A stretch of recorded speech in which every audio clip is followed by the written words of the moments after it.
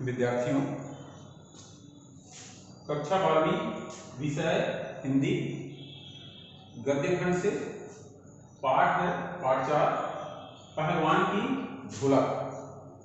इसके लेखक हैं फणीश्वरनाथ रेणु जी। ये आपके नितान भाग में हमने इसके पहले जो है पढ़ा काले मेघा पानी दे पाठ 3 में। उसके बाद में ये पाठ आपका जो है पाठ 4 में। फणीश्वरनाथ रेणु जी, पहले इनके बारे में थोड़ा सा जाने। फणीश्वरनाथ रेणु जी मूलतः बिहार से हैं और बिहार में वर्तमान में अररिया से हैं और इनकी पहचान इस रूप में है कि ये किसी भी प्रकार की बनावटी चीजों को जो है अपने विषय में जो है प्रयोग नहीं करते। इनके जो है उपन्यास प्रसिद्ध हुए और वहीं से इनको जो है प्रसिद्धि मिली। ये आंचलिक उपन्यासकार के नाम से जाने जाते हैं, अर्थात अपने आसपास अंचल में जो भी घटनाएं हो रही हैं वो सारी चीजों को ये अपनी रचना में उतार देते हैं और इसी कारण से जो है आम लोगों को, साधारण लोगों को जो है उसको पढ़ने और समझने में बड़ी सरलता होती है। तो इस तरह से फणीश्वरनाथ रेणु जी को आंचलिक उपन्यासकार भी कहा जाता है। इनके जो प्रसिद्ध उपन्यास हुए वो थे परती परिकथा और मैलांचल। दोनों जो है बिहार क्षेत्र के ही अंचल क्षेत्र के बारे में ही लिखा गया है। मैलांचल तो इतना प्रसिद्ध हुआ कि उस पर जो है फिल्म भी बन चुकी है और वह फिल्म भी जो है बहुत सफल रहा। परती परिकथा जो है वहाँ के कृषक वर्ग, निर्धन किसान के बारे में है और जिसमें जो है बिहार की कोसी नदी का भी जो है वर्णन है। तो इस तरह से जो है इनके उपन्यास में एक चीज और देखने को मिलता है हमको कि चिड़ियों की आवाज है, अलग अलग पशु पक्षियों की जो आवाज है, ज्यों को त्यों वर्णन आपको मिलेगा इनके उपन्यास में। जब आप पढ़ेंगे तो ऐसा लगता है कि पढ़ नहीं रहा हूँ बल्कि मैं उसको सामने चलचित्र पर देख रहा हूँ या वो स्थान पर हूँ वहीं बिहार में और सारी चीजों को जो है मैं देख रहा हूँ, ऐसा प्रतीत होता है। पहलवान की ढोलक, इसमें भी जो है उन्होंने जो है वही वस्तु स्थिति को बताने का प्रयास किया है। भारत में जो व्यवस्था है कि कैसे एक कलाकार जो है बड़ी कठिनाइयों का सामना करके अपनी कला को निखारता है और वो जो है आगे बढ़ता है।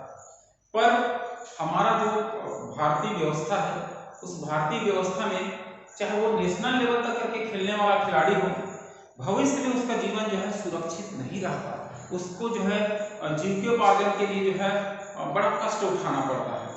आज भी आप देखेंगे कि अच्छे अच्छे खिलाड़ी हैं, अपने समय में रहे होंगे, लेकिन वर्तमान में उनका जो है कोई अता पता नहीं है। आज दिन पेपर में पढ़ते रहते हैं कि नेशनल खेलने वाली 24 पदक इनके पास है, इतने गोल्ड मेडल हैं और उसके बाद ये मनरेगा में काम कर रहे हैं।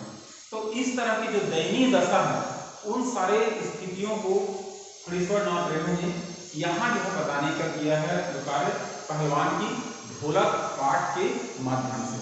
आइए हम देखते हैं इस पाठ में।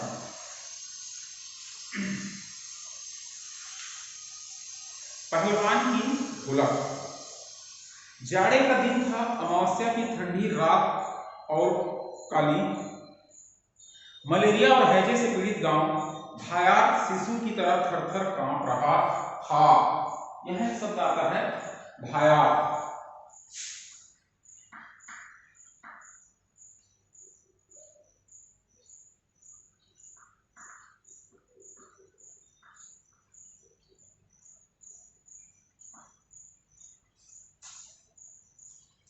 भयार्क मतलब यह होता है भय से। गांव जो है डर से भय से जो है पूरा कांप रहा था और कैसा था, अमावस्या की ठंडी काली रात। हम सभी जानते हैं कि माह में जो है 2 पक्ष होता है, एक पक्ष 15-15 दिन का होता है हिंदी महीने में और एक जो होता है शुक्ल पक्ष और एक होता है कृष्ण पक्ष। कृष्ण पक्ष का मतलब यह है काली रात और शुक्ल पक्ष का मतलब यह होता है उजाला रात। तो यहाँ क्या है, अमावस्या। अमावस्या जो है काली रात में होती है और अमावस्या जो है आखिरी दिन 15 दिन, अर्थात उस रात को जो है पूरी काली रात होती है। पुरानी और उजड़ी बांस फूस की झोपड़ियों में अंधकार और सन्नाटे का सम्मिलित साम्राज्य, अंधेरा और निस्तब्धता। निस्तब्धता का मतलब ये होता है शांत, कहीं कोई प्रकार की जो है आवाज नहीं। और बांस फूस की झोपड़ियां, ऐसा मकान नहीं, झोपड़ी जो बना होता है वो जो है बांस, बम्बू जिसे आप कहते हैं, फूस मतलब घास वगैरह का जो है, या लंबे लंबे घास को काट करके उस बम्बू के सहारे झोपड़ी जो बनाई जाती है, उस झोपड़ी के अंदर जो है ये स्थितियां थी, वो सारा चीज जो बताया गया है इसमें। सन्नाटा था, अंधकार था, सम्मिलित साम्राज्य मतलब सन्नाटा और अंधकार का मिला हुआ, और साम्राज्य का मतलब तो राज्य होता है, ऐसा शासन व्यवस्था होता है। तो यहाँ हम ये समझ सकते हैं कि वैसी स्थिति वहां निर्मित थी। अंधेरी रात चुपचाप आंसू बहा रही थी। अंधेरी रात चुपचाप आंसू बहा रही थी, इसका मतलब ये होता है कि जो रात अंधेरा था, वह जो है अंधेरी रात जो थी वह जो है मजबूर थी, वो उसमें जो है उसका ऐसा कोई बस नहीं था कि जिससे उसको जो है उजाला कर सके। तब निस्तब्धता करोड़ सिसकियों और आहों को बलपूर्वक अपने हृदय में ही दबाने की चेष्टा कर रही थी। आकाश में तारे चमक रहे थे, पृथ्वी पर कहीं प्रकाश का नाम नहीं था। आकाश से तारे टूटकर यदि कोई भावुक तारा पृथ्वी पर जाना भी चाहता तो उसकी ज्योति और शक्ति रास्ते में ही शेष हो जाती थी। कहने का मतलब यह है, इस पाठ में बताने का प्रयास किया था कि चारों जो है अंधकार था, और अंधकार इतना था कि यदि आकाश से कोई तारा जो है टूट के जो है गिरना चाहे, अब आकाश से तारा टूट के गिरेगा तब क्या होगा, नीचे आएगा तो जो है पूरी जो है रोशनी फैल जाएगी।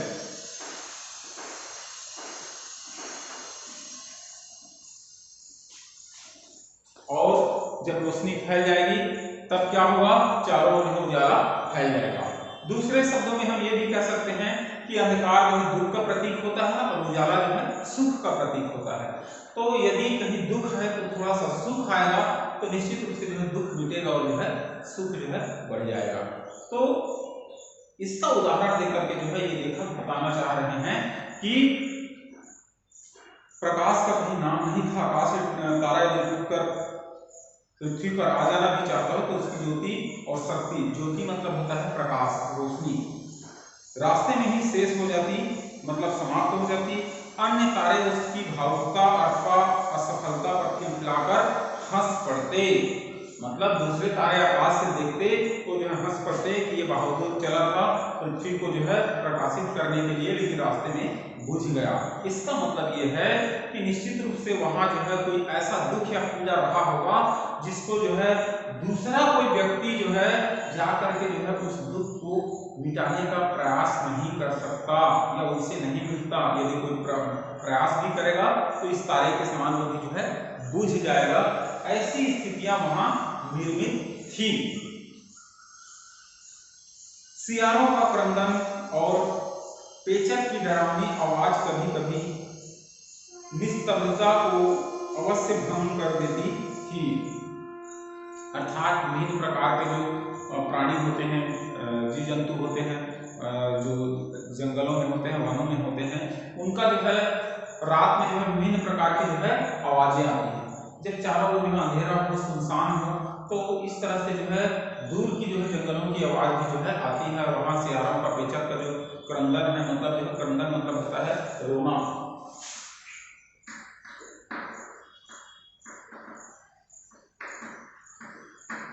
रोने की आवाज जो है यहां तक करके आती थी।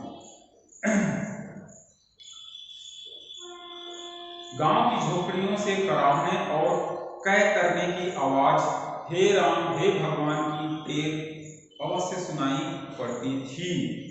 जो गांव की और झोपड़ियां थी, झोपड़ियों से क्या कै कै करना, कै मतलब होता है उल्टी, तबीयत खराब है तो बुखार वगैरह उल्टी वगैरह होती है, वही कै करना। और हरे राम हे भगवान की आवाज, दुख में जो है व्यक्ति भगवान का नाम पुकारते रहते हैं, कराहते रहते हैं, वो सब आवाज आती है। टेर टेर मतलब होता है आवाज।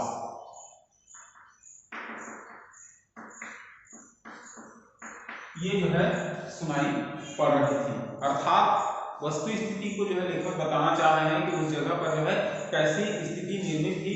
लोग जो है जिनका तबीयत खराब रहा होगा वो रात में जो है करा रहे थे, उल्टी कर रहे थे। बच्चे भी कभी कभी निर्बल कंठों से माँ माँ पुकार कर रो पड़ते थे। निर्बल कंठ मतलब आवाज करते करते रोते रोते जो है, निर्बल मतलब होता है जिसमें बल ना हो। इस गले में जो है या इस कंठ में जो है, कंठ मतलब गला होता है, यहाँ जो है ताकत धीरे धीरे जो है क्षीण हो गई, कमजोर हो गई है। तो ऐसे में भी जो है साधारण व्यक्ति चिल्लाएगा, आवाज करेगा तो दूर तक जाएगा, लेकिन जिसका गला जो है कमजोर हो गया, चिल्लाते चिल्लाते थक गया हो, तो उसकी आवाज जो है धीमी पड़ जाएगी। उसी प्रकार यहाँ भी जो है बच्चे भी जो है निर्बल कंठों से जो है माँ माँ जो है पुकार रहे थे। पर इससे रात्रि की निस्तब्धता में विशेष बाधा नहीं पड़ती थी। अक्सर क्या होता है, अभी आधी रात को जो है कोई आवाज ज्यादा चिल्लाएगा तो लोग बाग जो है दौड़ पड़ते हैं कि क्यों, क्या हो गया, इतना कराह क्यों है, क्यों चिल्ला रहे हैं। लेकिन यहाँ की स्थिति ऐसी थी कि इस तरह के जो है बच्चे के रोने से, कराहने से जो है कहीं कोई फर्क नहीं पड़ता। शांत, एकदम अंधेरा जो रात्रि है वो वैसे ही बना हुआ था। क्यों? क्योंकि जो है वहां उस वस्तु स्थिति से सभी अवगत रहे होंगे। और दूसरी बात यह है कि सभी लोग यदि परेशानी में हैं तो एक दूसरे को बचाने के लिए कौन जाता है, या उसका दुख पूछने के लिए कौन जाएगा, स्वयं दुखी है तो, है ना। तो इस तरह से ये पाठ में जो है ये बताने का प्रयास करता है कि जो जगह था उस जगह पर जो है कैसी दयनीय या दुखद स्थिति थी। कुत्तों में परिस्थिति को ताड़ने की एक विशेष बुद्धि होती है, ऐसा माना जाता है कि ताड़ना मतलब जो है मालूम करना एक प्रकार से, या ताड़ना का मतलब ये होता है जान लेना। तो कुत्तों में जो है ऐसा होता है, कहा जाता है कि कुत्ते जो है ताड़ लेते हैं, जान लेते हैं, उसमें एक प्रकार की बुद्धि होती है कि आने वाला परिस्थिति कैसा है, आने वाला समय कैसा है। कभी कभी आप सुने होंगे कि गांव में जो है आधी रात को जब कुत्ता रोता है तो लोग बाग जो है, बुजुर्ग लोग ऐसा कहते हैं कि जरूर जो है यमराज फेरा लगा रहा है, कुत्ता रो रहा है, मतलब किसी का जो मौत होने वाली, ऐसा जो है कथन है। हो सकता है उन्हीं मान्यताओं को मानकर जो है लेखक जो है ये बताने का प्रयास किया है कि कुत्तों में परिस्थिति को ताड़ने की एक विशेष बुद्धि होती है। वे दिन भर राख के घूरों पर गठरी की तरह सिकुड़ कर मन मारकर पड़े रहते थे। राख हम सभी जानते हैं, घूरों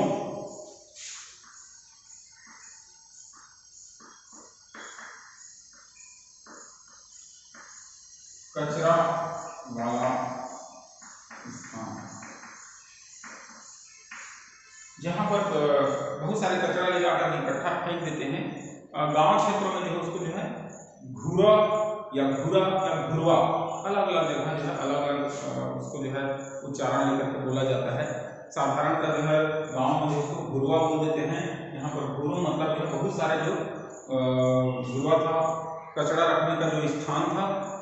तो वैसे ही जो है ये कचड़े में जो है कुत्ते लोग जो है चुपचाप बैठे रहते थे, कोई आवाज नहीं करते थे। इसका मतलब यह है कि उस दयनीय स्थिति, वहां की जो बुरी स्थिति थी कि लोगों के घर में बीमार पड़े हुए हैं, करा रहे हैं, दवा की व्यवस्था नहीं है, उल्टी कर रहे हैं, भगवान कोई पुकार रहे हैं, कोई माँ माँ पुकार रहे हैं, तो इस तरह से क्रंदन हो रहा है, रो रहे हैं, गा रहे हैं। तो ऐसी स्थिति में जो है कुत्तों को जो है शायद पहले से ही ऐसा ज्ञान हो जाता है, उनकी बुद्धि होती है कि किसी की मृत्यु होने वाली है या किसी के ऊपर बुरी स्थिति आने वाली है। तो इसलिए कुत्ते भी जो है शांत उस कचड़े के ढेर में जो है दुबके हुए हैं या पांव को मोड़ करके जो है बैठे हुए हैं।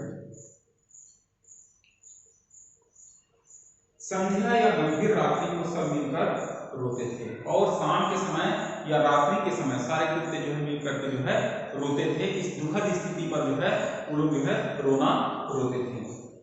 रात्रिकालीन अपनी भीषणताओं के साथ चलती रहती और उसकी सारी भीषणता को ताल ठोकर ललकारती रहती थी। सिर्फ पहलवान की ढोलक संध्या से लेकर प्रातः तक एक ही गति से बजती रहती, चढ़धा गिढ़धा चढ़धा गिढ़धा, यानी आजा भिड़ जा, आजा भिड़ जा। बीच बीच में चटाक चढ़ा, चटा चढ़ा, यानी उठाकर पटक दे, उठाकर पटक दे। ऐसी स्थिति या ऐसी विषम परिस्थिति में जहाँ कहीं कोई कुछ आवाज नहीं करता था, एकदम शांत अंधियारा रात रहता था, कुत्ते भी जो है रुके हुए रहते थे, ऐसे में जो है रात भर जो है ये जो पहलवान था वह जो है संध्या से लेकर के जो है प्रातः काल मतलब शाम से लेकर के सुबह तक करके जो है एक आवाज करते रहता था और ढोलक बजाता था। उस ढोलक से जो है आवाज निकलती थी, आम आदमी को साधारण आवाज लगती है, लेकिन जो है उसका मतलब क्या होता था कि भिड़ जा या फिर उठाकर पटक दे। मतलब ये जो परेशानी है उस परेशानी से जो है लोगों को जो है भिड़ने के लिए जो है वो कहता था कि डरना नहीं है, आप लोग जो है भिड़ जाइए उसके जो है, और कभी कभी उसके ढोलक से आवाज आता था उठा के पटक दे, अर्थात ये जो बीमारी रूपी जो दुश्मन है उसके साथ भिड़ जाओ और उसको जो है उठा करके पटक दो। मतलब डरने की बात नहीं है। ऐसा जो है वो ढोलक के माध्यम से जो है सबको जो है धीरज बनाता था, ढांढस बनाता था। कौन? एकमात्र जो है पहलवान, और इसीलिए शायद इसका नाम पड़ा है पहलवान की ढोलक। तो हम देखेंगे कि पहलवान का ढोलक जो है और क्या क्या करता है। यही आवाज मृत गांव में संजीवनी शक्ति भरती रहती थी। यही जो एक आवाज है लोगों में जो है संजीवनी शक्ति। संजीवनी हम जानते हैं कि पुराणिक कथाओं में जो हम पढ़ते हैं, रामायण या रामचरितमानस में जो है इसका कहीं कहीं पर जो है आता है कि लक्ष्मण को शक्ति बाण लगा था, वह जो मूर्छा में चला गया था, धीरे धीरे जो है उसकी शक्ति क्षीण होती जा रही थी। तो इसके लिए जो है दवा की जो जरूरत थी और उसके लिए हनुमान जी गए थे और एक जड़ी बूटी लेकर के आए थे, उसी को जो है संजीवनी बूटी कहा जाता था, जिससे जो है लक्ष्मण की जो है प्राण रक्षा हो सका और लक्ष्मण जो है जीवित हो गए। तो यहाँ जो है लोगों की प्राण रक्षा के लिए जो है जो कार्य कर रहा था वो ढोलक था, और इसी के सहारे रात भर लोग जो इसको सुनते थे और इसी का अनुसरण करते करते उनकी रात जो है कट जाती थी। तो अंधेरे रात में डर लगती थी, अंधेरे रात में लोग जो है डर से जो है या अपने जो है जो संतुलन है उसको खो देते थे। तो इससे जो है ढोलक से राहत मिलती थी। ढोलक की आवाज को सुनकर कई लोगों का जो है रात कट जाता था। हम जानते हैं जब तबीयत खराब होता है तो रातों को जो है नींद नहीं आती, और जब नींद नहीं आती है तो हमको बहुत परेशानी होती है, क्योंकि जो दर्द रहता है उसको हम सहन नहीं कर पाते, और नींद में जो है छोटा मोटा दर्द हमको पता नहीं चलता। तो या हम कहीं और कुछ कर रहे हैं, हमारा ध्यान कहीं और बटा हुआ है, तो उस दर्द का एहसास नहीं होता। तो इस तरह से गाँव वालों का जो है दर्द का एहसास जो है इससे कम हो जाता था। लोग जो है उनका ध्यान जो है इस ढोलक की ओर आकर रखता था, तो रात कैसे गुजर जाती थी उनको जो पता नहीं चलता था। इसीलिए जो है ये लेखक कहते हैं कि यही आवाज मृत गांव में, मृत गांव मतलब मरा हुआ गांव, अर्थात सबका तबीयत खराब है और सब लोग जो करा रहे हैं, मतलब मृत्यु सैया पर लेटे हुए हैं, ऐसे गांव में जो है ये संजीवनी शक्ति भरती थी। लुट्टन सिंह पहलवान, एक पहलवान नाम आता है लुट्टन सिंह।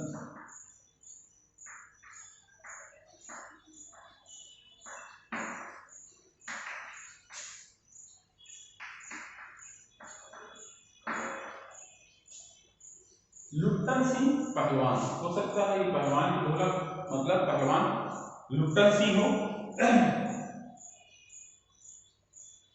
यूं तो वह कहा करता था, लुट्टन सिंह पहलवान को होल इंडिया भर के लोग जानते हैं, किंतु उसके होल इंडिया की सीमा शायद एक जिले की सीमा के बराबर ही हो, जिसे जिले भर के लोग उसके नाम से अवश्य परिचित थे। लुट्टन सिंह का कहना यह था कि उसको जो है होल इंडिया के लोग जानते थे, जैसे हम कहते हैं ना ऑल इंडिया, पूरे देश भर के, भारत देश भर के लोग जो है जानते हैं। तो चूंकि हो सकता है कम पढ़ा लिखा रहा हो, इस कारण से जो है वो ऑल इंडिया को जो है होल इंडिया या टोटल इंडिया जो है अपनी भाषा में कहने का प्रयास करता हो, लेकिन इसका मतलब जो है यही था कि पूरे भारत के नहीं उस जिला के लोग जानते हैं। तो बहुत बड़ी बात है, गांव में किसी लोगों को यदि जानना है, गांव का मुखिया, तो बहुत बड़ी बात होती है। तो यदि पूरे जिले भर के लोग जाने उसको जो है उसके नाम से कि ये पहलवान है, लुट्टन सिंह पहलवान है, या इस जिले का जो सबसे बड़ा पहलवान कौन है, तो लुट्टन सिंह है, तो बहुत बड़ी उपाधि है, बहुत बड़ा सम्मान है। तो इसलिए वो कहा करता था कि ये ऑल इंडिया के लोग जो है लुट्टन सिंह को जानते हैं। और उसका अर्थ क्या था कि उसकी जो सीमा है इंडिया की वो था जिला लेवल का। तो इस तरह से जो है ये पहलवान की गोरख ईश्वरनाथ रेणु का ये पाठ है। बाकी आगे अगले वीडियो में पढ़ेंगे। धन्यवाद।